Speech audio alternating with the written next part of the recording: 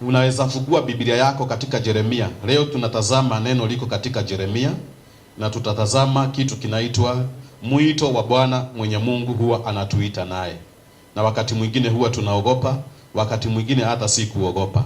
Na katika hilo jambo tutatazama kuanzia mstari wa 4 mpaka 10, Yeremia chapter 1 verse 1, from verse 1 up to chapter 10, but because of the time nitakuwa ninarukaruka from verse 4, from verse 4, na tutabarikiwa. It is about the core of Yeremia. Why? Kwa nini Mungu aliyomuita Yeremia? Alimuita kwa sababu gani? Sababu gani Yeremia aliitwa? Anasema hivi. Ukisoma hapo 4, Biblia inasema Mwenyezi Mungu aliniambia neno lake, kabla sijachukuliwa mibani mimi nilikujua, kabla hujazaliwa mimi nilikuweka wakfu, nilikuteua uwe nabii kwa mataifa. Mstari wa 6 anasema, nami nikajibu, Bwana Mwenyezi Mungu, mimi sijui kusema, kwa kuwa bado ni gali kijana. Pale mwanzo ukumbuke tumesoma, anasema Mungu ndiye anamuongeleza na mwambia ati Mwenyezi Mungu aliniambia neno lake, kabla hujachukuliwa mimba, kabla hata bego yako haijaingia kwa tubu ya mama yako, mimi nilikuwa nakujua. Haleluya. Kabla mamako hajakutana na babako, nilikujua kutakuja mtu anaitwa Yeremia. Haleluya. Kabla baba na mamako wakutane, alijua ya kwamba kutazaliwa mtoto anaitwa Wagneta. Amen. Jacinta. Kulijulikana kutazaliwa huyo mtoto. Na Mungu alijua hivyo. Na alikuwa amejua hivyo. Hiyo ingine akasema, na kabla mamako apate mimba, ama wakati alipopata mimba, nilikuteua ukiwa tumbo ya mama yako, na nikakufanya uwe nabii. Haleluya. Sinaona? Anasema wakati ulipokuwa kwa tumbo, Mungu aliona hiyo tumbo, aliona hiyo katoto kanacheza, na akasema nini? Wakati ulipokuwa kwa hiyo tumbo, mimi nilikuchagua uwe nabii, uwe unatabiria nation, uwe unaiambia maneno na mambo. Lakini hapo mbele anaendelea akasema, mstari wa 6 akasema, nami nikajibu, Bwana Mwenyezi Mungu, mimi sijui kusema, kwa kuwa mdogo ni gali kijana. Hapa inaonyesha huyu kijana aliogopa, kwa sababu alikuwa ni kijana wa miaka kama 15, na ameanza kusikia voice zingine zinamunenea. Anauliza hizi ni za wapi? Anaanza kustuka. Wakati alipojua ya kwamba ni Mungu anamuongeleza, pia akawa na kustuka na kuogopa, kuona Mungu ananiongeleza na niko na hii miaka dogo. Siku na wengine wazee wataweza kuwa wanasikia vizuri. Unajua vijana hawajuagi kuongea. Kijana anaweza kuja hapa aongee maneno, na ile maneno watanena usikie hakuongea vizuri, amekutusi bila yeye kujua, amekuongeleza neno na kiburi lakini yeye hajui. Sasa huyu anasema hata kuongea sijui, kwa sababu vijana hawajui kuongea. Na unajua anatumwa kwa mbele ya wazee, wa mama wazee, hao ndio anatumwa kwao. Aende awaambie Mungu anasema ameona kilio yako. Si unaona?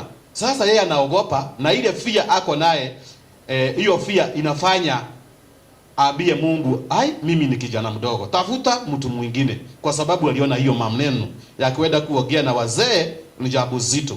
Saa hii kila mmoja anatamani kuongeleza president, kumshika na kumtembelea.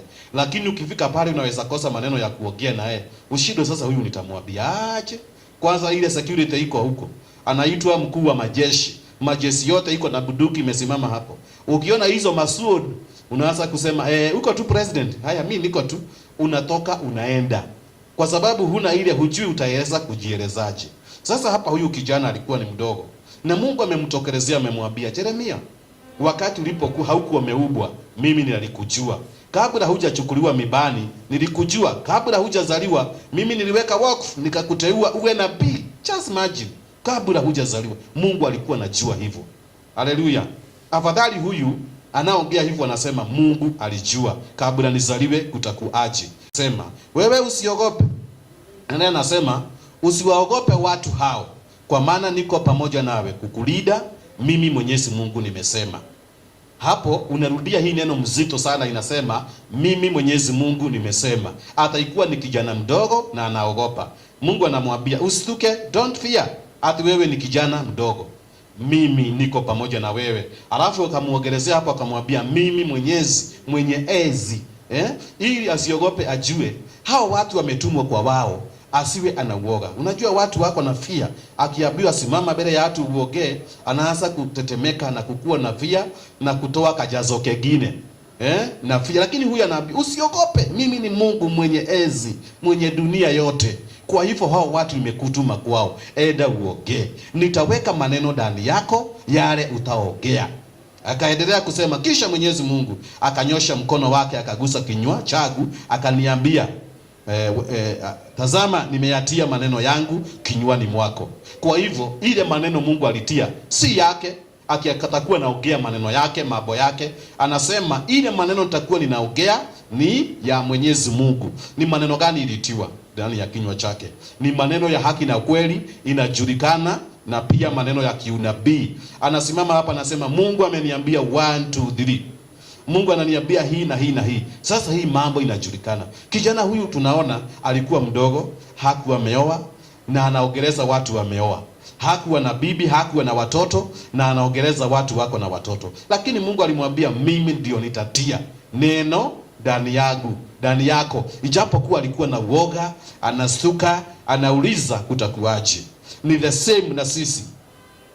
Kabla niseme na sisi, 10 anasema nimekupe mamlaka juu ya mataifa na ufalme. Nirudie, leo nimekupa mamlaka juu ya mataifa na falme. Uwe na mamlaka ya kung'oa, kubomoa, mamlaka ya kuharibu, kuangamiza, mamlaka ya kujenga na kupanda. Kuna mamlaka alipewa. Haleluya. Na hiyo mamlaka ndio naomba tupate na tuwe naye jioni ya leo. Alipewa mamlaka ya kung'oa. Unang'oa mipango yoyote ya shetani imepangwa kinyume na wewe, kinyume na watoto wako, kinyume na maisha yako, kinyume na life yako. Unang'oa. Haleluya. Una make sure ule uchungu unaopitia. Many people I know, they experience a lot of pain, but the Bible says that God has given you the power and authority uweze kung'oa hiyo pain. Si unaona? Ung'oe that pain. Kuna maombi ya kushukuru, ya kuomba na ya kung'oa. Sasa ni lazima, sikiza hapa vizuri, ujifundishe jinsi ya kung'oa mashida iko maishani mwako. Ujifundishe jinsi ya kung'oa strugglings zingine unao struggle in your life, because some of struggle is not God will. Haleluya. Umeona? Struggle zingine si mapenzi ya Mungu. So unasing'oa, unasema nimeng'oa hii mbegu baya ilipandwa ndani yangu, ni hisi nikistruggle. Nimeng'oa hii maisha mabaya. Una make sure unang'oa hayo maisha mabaya, unang'oa hayo maovu mabaya. Ndio tumeambiwa at God give him the power and authority ya kung'oa. Na wakati alipoambiwa hivyo, amepewa hiyo nguvu, authority over the nation. Ameambiwa over the nation and the kingdom. In this nation maybe there is a evil seed ilipandwa.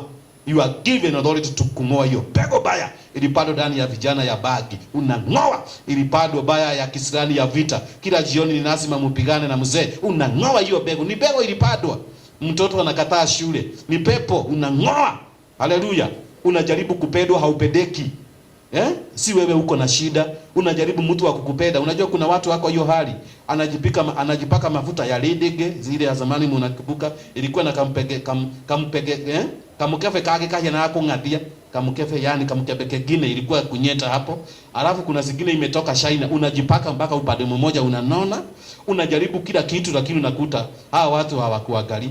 Baka unauliza watu mimi iko shida gani? Nimejipaka kila kitu, nimeenda mpaka China, nimeenda mpaka ingine ya Bulgaria, nimejipaka, nimetoboa macho na ulimi, na sipedeke. Shida ni nini? Si hata wewe unajiuliza nani alikuroga?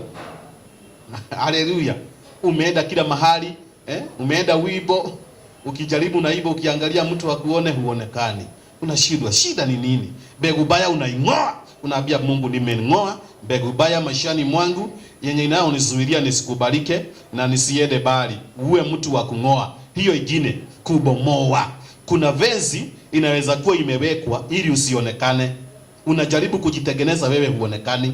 Unajaribu kutengeneza biashara yako lakini haionekani. Unaona? Kuna venzi imewekwa inazuilia hiyo boma. Inazuilia hata ukifanya kazi mahali umeajiriwa. hao watu hawaoni kitu mzuri unafanya. Ni vezi imewekwa kwa macho yako, kwa macho yao hawaoni. Whatever you are doing hawaoni. Wako na kilio na uchungu na ulisha. Hii shida iko wapi? Mimi najaribu kufanya kila kitu. Inamaanisha kwamba there is a problem. Hiyo vezi iliwekwa ndani yako inazuilia watu wasikuone, wasione biashara yako. Unaona? Watoto wakienda shule hawasomi vizuri, wanaonaga giza giza. Mwisho unasikia anakuambia mimi nilikuwa na babili mwisho. Unamuuliza kwa nini? Niliogopa kuwa pale mbele wale wanaweza haswa na marisasi na mabomu. Lakini si hivyo, ni vile amewekewa vezi ya kutoona masomo vizuri. Sasa hapa unaambiwa umepewa nguvu na mamlaka ya kung'oa kile chochote kinaokuzuilia usiende mbele. Ya kubomoa, ya kung'oa tumeona. Sasa hii ni kubomoa. Unabomoa hiyo vezi. Unabomoa hiyo vezi. Mamlaka ingine ni ya kuharibu.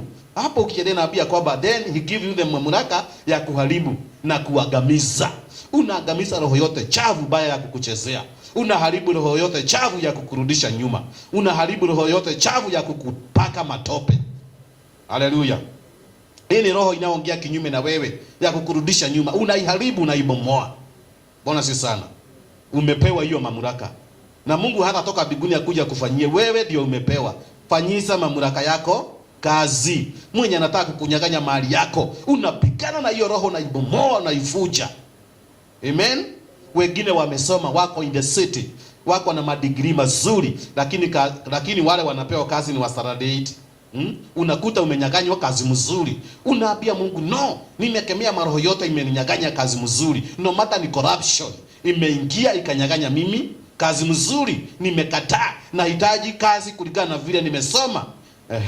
Ikuwa hujasoma, unaambia Mungu, sasa mimi nataka favor. Naweza enda ile kazi hata ikuwa sijasoma, niwe manager mahali kwa sababu ya favor. You see? Kwa sababu wewe ni mtu msomi neno na neno limekuingia. Sasa umepewa mamlaka ya kuangamiza. Roho yote inakuangamiza. Unasema sitapata amani mpaka ni make sure roho yote imekuwa ikiniangamiza, imeenda chini na imeenda chini na imeshindwa. Sema amen. Lakini usikae hapa ukilia kumeharibika, huku ni kuhaso tu. Wachana na hiyo roho ya kuhaso. Amen. Wewe umebarikiwa, umepewa hii mamlaka, ifanyize kazi. Kemea hiyo roho ya struggling. Unaona? Sababu si ya Mungu. Ya Mungu ile tumepewa ni baraka. Mungu anasema nimewabariki. Lakini sisi sometimes hatutumii hii neno vizuri, hiyo baraka ikuje maishani mwetu. Na ili ikuje ifanye kazi, utabidi kwanza ujijue. First thing ujijue. Na wewe ndiye Yeremia wa siku hii ya leo. Sema nyuma yangu na uoge kifua kidogo. Mimi Yeremia. Koga kifua kidogo, acha kunihudhia. Ukikihudhia modi kavu gate. Amen.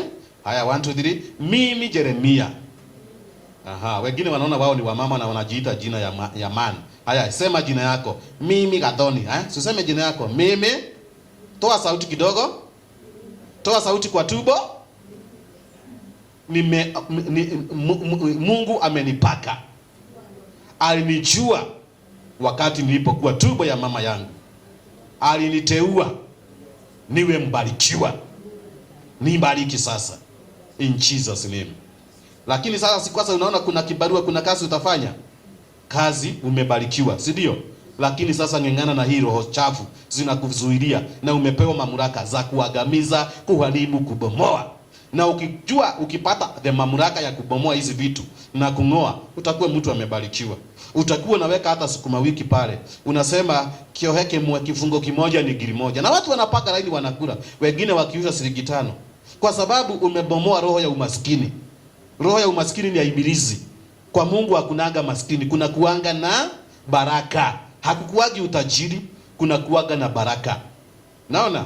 Kuna kuanga na kitu kinaitwa nini? Utajiri ni wa watu wa dunia ambao hawajaokoka. Lakini watu wa Mungu wanakuaga na kitu kinaitwa baraka. Baraka ni kumaanisha unaweza kuwa milionea, lakini Mungu haoni hiyo mamilioni. Anaona wewe ni baraka sababu ni kubarikiwa. Lakini utajiri, unakuta tajiri anajidai. Example, in the Revelation, in the book of New Testament, Yesu aliongea kuhusu tajiri mmoja na Lazaro. Naona? Tajiri wakati alipokufa alienda wapi? Hades. Lazaro alipokufa alienda wapi? Kifuani mwa Ibrahimu. Abraham bosi what? Na wakati alipoenda mahali pale alipata peace. Lakini tajiri alienda wapi? Watu wa Mungu hawaambiagwe wametajirika, wanaambiagwa wamebarikiwa. Tajiri wa mali like mtu huyu mwingine, watu wa Mungu walikuwa wamebarikiwa zaidi. Bwana si sana.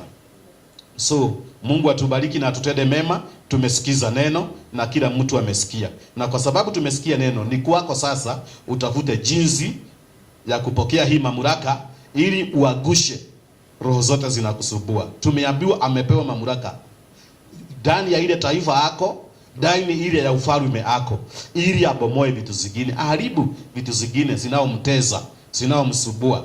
Nataka tumalizie, ili nikuje nimalize na wewe, nataka nimalize na mwenye ananiwachia kule nyumbani, nimuombee kuokoka, alafu nirudi na nimalize na nini kidogo ya kubomoa. Nimuombe na Mungu amtende mema, kwa sababu hii mambo huwezi kubomoa ikiwa hujaokoka. The first thing ni lazima uokoke. Mwito wa huyu kijana ilifanya aokoke. Na sasa kitu ya kwanza, mwito wa kwanza ni salvation. Utasema nyuma yangu, ukuwa hapo nyumbani, sema nyuma yangu, Bwana Yesu, nakuja mbele zako na mimi ni mwenye dhambi. Andika jina langu kwa kitabu cha uzima wa milele. Asante Yesu kwa sababu ya kuniokoa. Katika jina la Yesu nimeokoka na nimeamini. Bwana nakushukuru kwa sababu ya mtazamaji wangu, na muombea, andika jina lake kwa kitabu cha uzima wa milele. Msaidie kupata hii authority ili agushe na haribu falme zote zimeinuka kinyume na yeye na kinyume na maisha yake. Katika jina la Yesu tumeomba na hata tumeamini. Asante sana. Bwana wabariki, akubariki sana ukiwa hapo nyumbani ukichukua hii hatua. Ikiwa wewe umeokoka pia fuata hivyo, na utakuta mashida zingine zitakuondokea, kwa sababu ile anointing Bwana amekupe umeitumia vile inavyostahili. Usihurumie ufalme wa giza wakati nao ubomoa wenye umekupinga, wenye umekuinukia. Asanteni sana. Bwana wabariki na watende mema. Amen and amen. Shalom. Na nimeshukuru kwa vile Bwana ametubariki na neno. Kanisa letu linakuwa hapa Nairobi. Hapa Nairobi, barabara inaitwa Tafeta Road. Nyumba inaitwa Itamark Business Center 6th floor. Ukikuja huko juu utatukuta, na ninajua hakika ya kwamba utabarikiwa. 6th floor Itamark Business Center, ni nyuma ya audio nina hapo, na hakika utabarikiwa. Unaweza kosa namba ya kunipigia, wacha nikupe. Unaweza tumia hii namba, itakuelekeza kukuja hapa kanisani, na ninajua kwamba utabarikiwa. Hata ukiwa na sadaka unaweza weka hapo. Hii namba ndio hii nataka kupatiana, 0715 66 2243. Rudie mara ya mwisho, 0715 66 2243. Hiyo ndio namba unaweza tumia, utanishika naye, utaelezewa mahali niko na uhakika. Pia mahitaji unaweza kuwa naye, magonjwa nini, na Bwana akuponyeshe any problem unaweza kuwa unapitia, counseling, piga hiyo namba na Mungu atatubariki. Thank you, asante. Amen.